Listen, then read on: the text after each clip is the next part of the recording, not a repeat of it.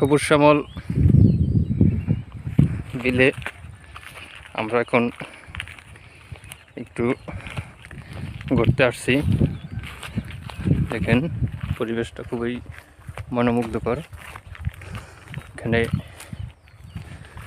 আমরা ভিতরে যাব, দেখি আপনাদের ফুলের বাগান দেখাবো বিলের ভিতরে।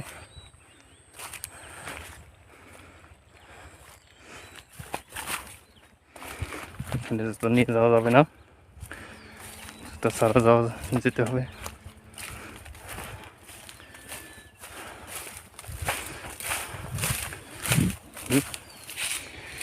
জঙ্গলের ভিতর দেখে আমরা যাচ্ছি সেই